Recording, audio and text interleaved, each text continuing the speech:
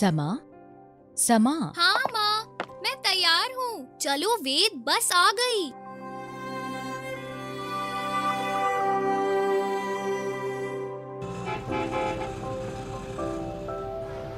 माँ घर के सारे कामों के बोझ से दबी रहती हैं, पर न जाने क्यों पापा उनकी कोई मदद नहीं करते। मैं जानती हूँ कि पापा ऑफिस जाते हैं, लेकिन माँ तो घर की सफाई भी करती हैं, सभी के लिए खाना पकाती हैं और फिर ऑफिस भी जाती हैं। मुझे इस बारे में ईशा मैम से बात करनी चाहिए। धन्यवाद बच्चों, आज की क्लास खत्म होती है। अगर तुम्हारे कोई सवाल हो तो मेरे पास आओ।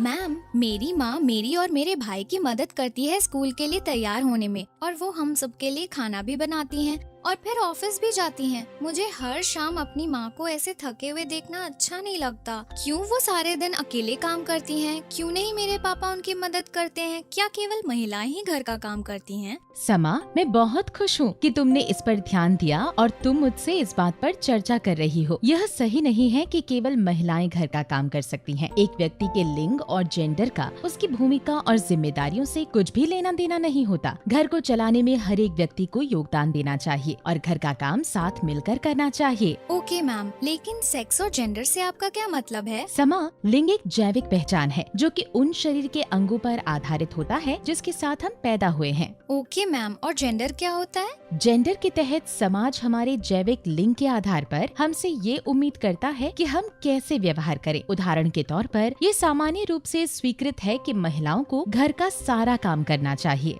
मैम, बिल्कुल ऐसा ही मेरे घर में हो रहा है और मुझे लगता है कि ये गलत है। सही कहा समा, ये बिल्कुल ठीक नहीं है और ये महत्वपूर्ण है हम ऐसी चीजों पर सवाल उठाएं जिन्हें स्टीरियोटाइप कहते हैं। शायद तुम ये जानती होगी कि दुनिया के ज्यादातर शेफ पुरुष हैं और उन्होंने इस स्टीरियोटाइप को तोड़ा है कि केवल महिलाएं खाना पका सकती हैं। इसी तरह मैरी कॉम, जो कि एक बॉक्सर हैं, उन्होंने ये दिखाया है कि महिलाएं भी लड़ सकती हैं और वे भी उतनी ही मजबूत होती हैं। ये कुछ उदाहरण हैं जिनको तुम ध्यान में रख सकती हो और अपने दोस्तों और परिवार से शेयर कर सकती हो। धन्यवाद मैम, मैं अपने मम्मी और पापा से चर्चा करूंगी और जब भी मैं ऐसा कुछ अपने आसपास होते देखूंगी, इन बातों पर सवाल उठाऊंगी। पद्मा, क्या डिनर तैयार है? और मैं सोच रहा था कि तुम हम सबके लिए कुछ खाना बना लो ताकि हम ट्रेन में भूखे ना रहें। ठीक है।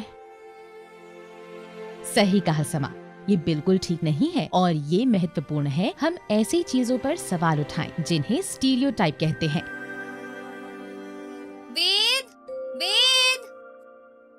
हाँ दीदी, आया।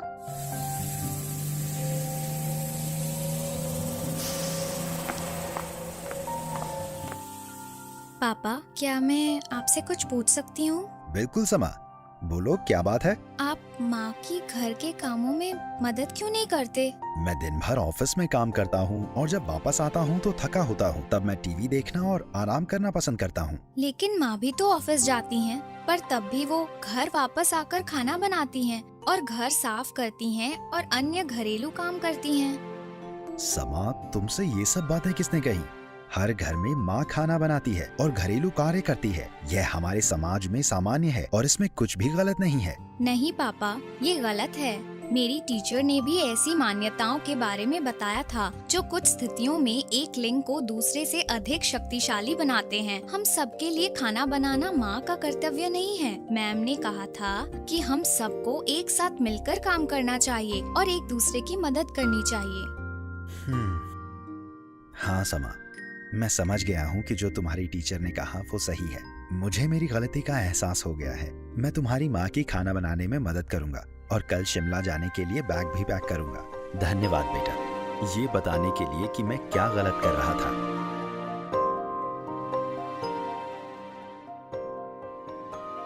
ये केवल एक उदाहरण है उसके घर का, जहाँ सभी लिंग के लोगों के साथ समान व्यवहार नहीं होता है। इसलिए रूढ़ियों को संबोधित करना और इनके बारे में बात करना जरूरी है। जैसे मैंने अपने घर में इस समस्या के बारे में की, वैसे हर किसी को करनी चाहिए।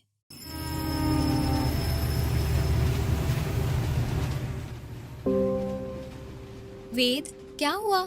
तुम इतने डरे हुए क्यों लग रहे हो? दीदी, मैं इनसे बहुत डरता हूँ। ये लोग कौन हैं?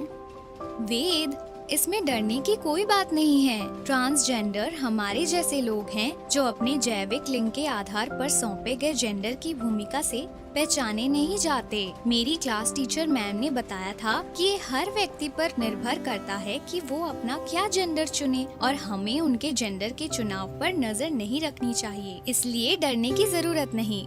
लेकिन दीदी, वो सबके पास क्यों जा रहे हैं?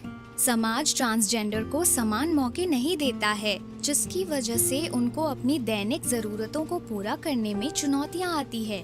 इसीलिए वो लोगों से पैसे मांगते हैं। माँ पापा, क्या हम उनकी मदद कर सकते हैं? अभी तुरंत ये सब बंद करें। हर एक व्यक्ति जैसा बनना चाहे वैसा बनकर जीवन जीने के लिए स्वतंत्र है। आप सब लोगों को इनसे माफी मांगनी चाहिए और दोबारा बिल्कुल ऐसा नहीं करना चाहिए। हम अपनी गलती महसूस करते हैं और शर्मिंदा हैं। धन्यवाद सर।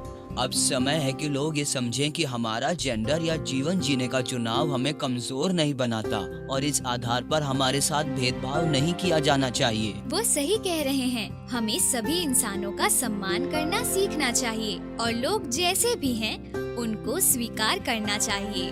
हर एक परिवार एवं समाज में लिंग समानता अति आवश्यक है। बच्चे के अभिभावक उनके पहले रोल मॉडल होते हैं। यह महत्वपूर्ण है कि माँ बाप घर के कार्यों को साथ मिलकर करें और अपने बच्चों से उनके उम्र के अनुकूल लिंग आधारित मुद्दों के बारे में बात करें, ताकि वो और ज्यादा जानकार, लिंग उत्तरदायी और सम्मानजनक बने। लिंग, जेंडर, जाति, धर्म, सामाजिक, आर्थिक या शैक्षणिक स्तर से परे सभी के बीच में आपसी सम्मान होना चाहिए। ये महत्वपूर्ण मूल्य लैंगिक समता आधारित समाज के निर्माण की मजबूत नींव बनाते हैं।